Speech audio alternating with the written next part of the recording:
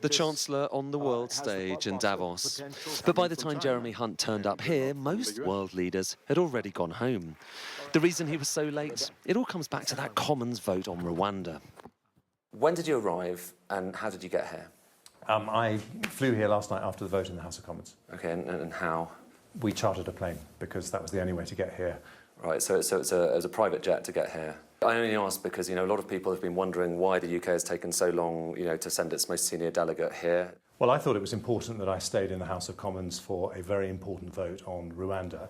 Now, taking a private jet to Davos is hardly unheard of, but for some here, what's more telling is that it's another example of how, in Britain, domestic challenges always trump international opportunities. The Shadow Chancellor, here for nearly all the meetings, says his absence was noted.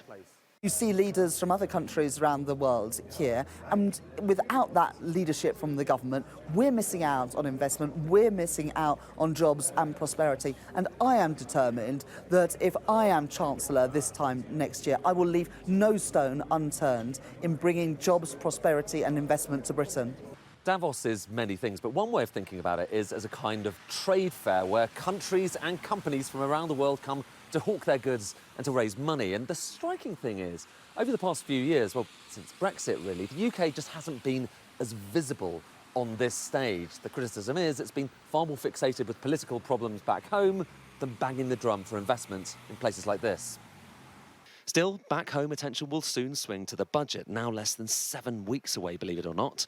And the Chancellor says his big goal is lower taxes. I look around the world and I see that the parts of the world, like the United States, like Asia, that are growing the fastest, have the most dynamic economies, tend to be places with lower taxes. And that was why in the autumn statement we decisively cut taxes. So my priority in the budget will be growth. This was the Chancellor's first time at the World Economic Forum, and it might not be his last. Then again, George Osborne and Kwasi Kwarteng both turned up here this year, long after they left office. Ed Conway, Sky News in Davos.